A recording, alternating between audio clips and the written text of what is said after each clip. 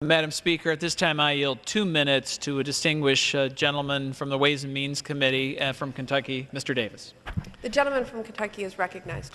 Thank you, Madam Speaker. In this time of record debt, high unemployment, and uncertain economic conditions, a focus on fiscal responsibility is critical. Real fiscal responsibility, not words like common sense, but applying it in a real policy.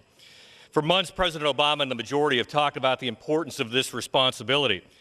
Responsibility by tripling federal spending and then saying that we're going to have a freeze. The President has suggested a spending freeze, and we've heard a lot about bending the cost curve with health care reform. But, Madam Speaker, I think we all know that actions speak louder than words.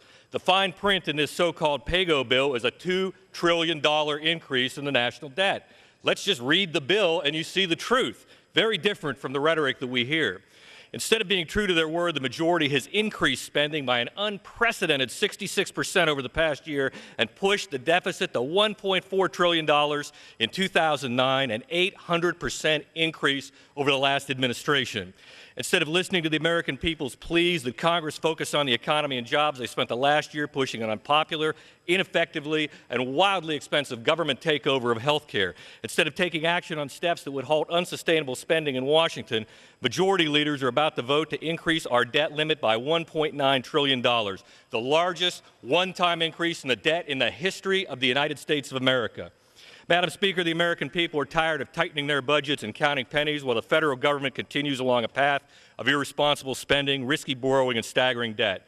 Washington has a spending problem. It's time to end it, and these days it seems more like an addiction. Instead of more broken promises to cut wasteful spending and reduce the deficit, it's past time for President Obama and Democratic leaders to respond to the demands of the American people and end this tyranny of runaway spending in Washington. With that, I yield back.